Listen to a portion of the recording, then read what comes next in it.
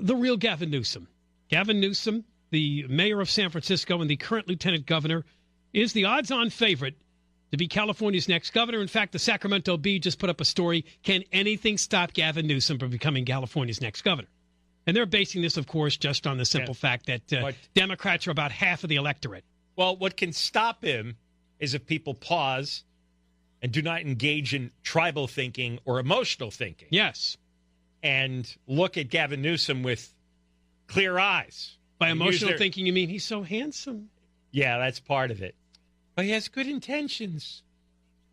He's the future. Before Kate Steinle, there was the Bologna family. And back on June 22nd, 2008, it's shocking that it's almost exactly 10 years. Because Ken and I remember this so clearly. Oh, we spent a lot of time in this story. We interviewed Danielle Bologna, the mother. Tony Bologna, the father, and his sons Michael and Matthew. Tony was 48, Michael 20, Matthew 16. Shot to death on a street in San Francisco by a gang member named Edwin Ramos, who is an illegal immigrant. And he was eventually convicted of the murders. Andrew Bologna survived the shooting and was key to the conviction of Edwin Ramos in the triple slaying because he was admitting nothing. Although eventually in 2014, 6 years later, he was sentenced to 3 consecutive life sentences without the possibility of parole. And I pause and say, really?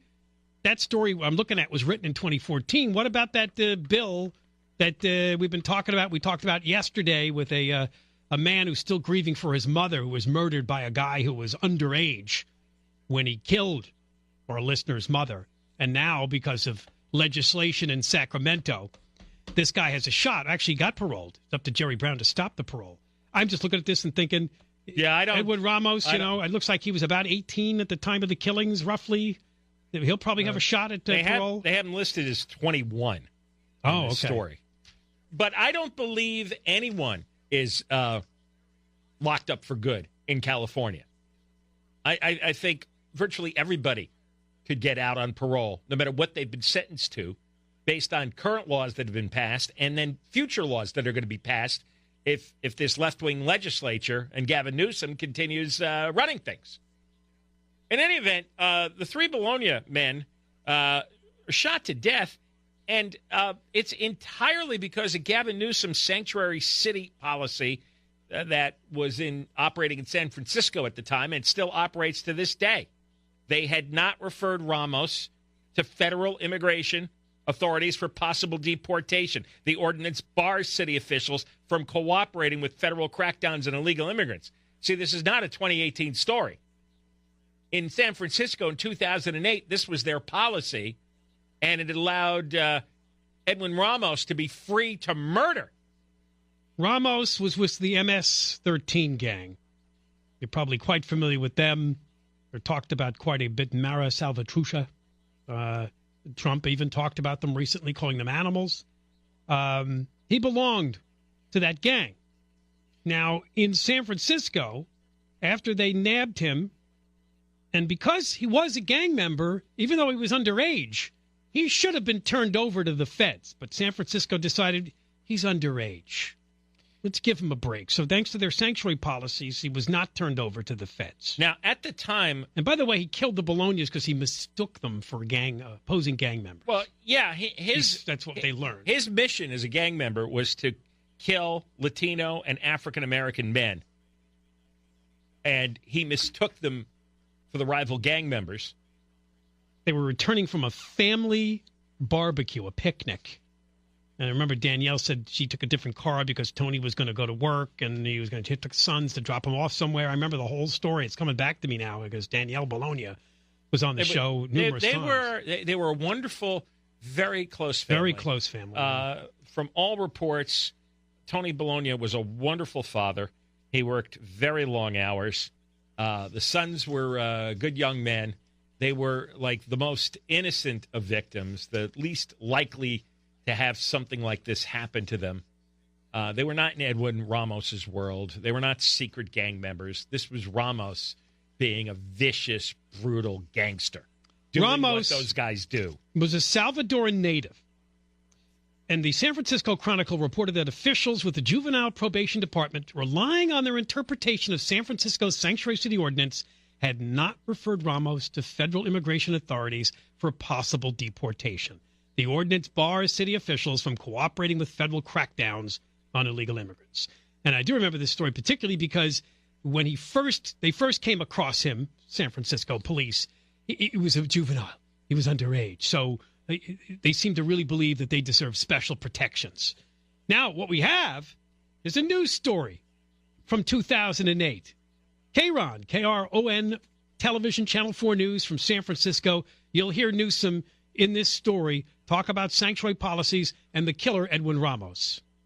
He was turned over to the federal authorities. They chose not to deport him, and he was let go back out on the streets. Mayor Newsom says he doesn't know why the feds released Edwin Ramos, a suspected illegal immigrant who was arrested but never charged for weapons violations. He was arrested, and he was released. I don't know why he was released. Now, after the government chose not to deport him, Ramos is accused in a triple murder. It comes after Newsom took heavy fire over San Francisco's sanctuary city policy, pledging not to turn over illegal immigrants unless they commit a crime.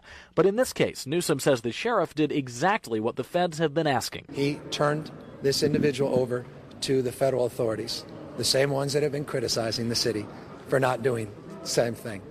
We did it. They chose not to pick him up and deport him. Newsom says the city's system worked, the adult system. But earlier this month, he told reporters about a loophole he was closing in the juvenile system, one that had sheltered underage felons from being deported. Now Newsom's having to respond to a story in the San Francisco Chronicle alleging Edwin Ramos was protected by that very loophole when he committed felonies as a minor 4 years ago. Newsom says at the time, nobody in the mayor's office knew the loophole existed. Where was I the last 4 years? It's a legitimate question, one I can't explain away, candidly. And I've gone through two chiefs of staff. I said, guys, do you know about this? They did. And I've talked to previous mayors as well. I won't even go into details there. They didn't know about it. But as for dealing with Ramos as an adult, he was incarcerated months ago. He was turned over to the federal authorities months ago. They chose not to deport him. In San Francisco, Jonathan Bloom, KRON 4 News. Yeah, well, there are reports that that's not exactly what happened, that the feds never got Ramos for deportation, but that's Gavin Newsom's spin on the story from 10 years ago. When they cornered him as to why Ramos wasn't removed as a juvenile, he claimed, I didn't know there was such a law. That one got past me, right? Where have you been for 4 years? Oh, I don't know. Nobody knew. Our chiefs of staff didn't know. Our other mayors didn't know. And then he lies about whether the feds released him or not. And well, of course he lies. I mean, you look what he did in his private life, in his marriage, when he was banging away on his campaign manager's wife during the campaign. He's like Bill Clinton. He's one of those guys. You know, very quick with the double talk, very quick at diverting and changing the subject, very quick at lying, knowing that tomorrow everyone's going to forget, no one's going to hold him accountable for it. He's one of those guys. And there's enough of those guys. They're terrible people, the politicians who have these character problems. They have the character problems in their private life, and it spills over into their public life. The Bologna sued, and there was a directive issued by Newsom in March of 2007 which prohibited dissemination of immigration information by police or other city departments to the federal government unless the agencies were required to do so by U.S. law. I mean, we now know the template for this. This is our state sanctuary policy. San Francisco is just the place where this really grew the largest over the years, to the point where you're not allowed to even talk to them. Don't give them any information. We have to protect, particularly when it comes to our youth. And city officials shunned Danielle Bologna after her husband and two sons were killed. They were so committed to the illegal immigrant cause that they knew how dangerous the story would be. They didn't comfort her, console her, contact her. In fact, Newsom fled to Montana. Never went to see Danielle Bologna. He had he skipped town. He had a new girlfriend. Yeah. Did he go to get married? I think he ran off to Montana. He got married to some actress woman. Yeah, some elaborate ceremony. Apparently that woman now is the wife, and she's planning to be a major force in governing California if he gets elected. All right, more on Newsom. Every time we find stuff, and every time we can, every day, we'll talk about it.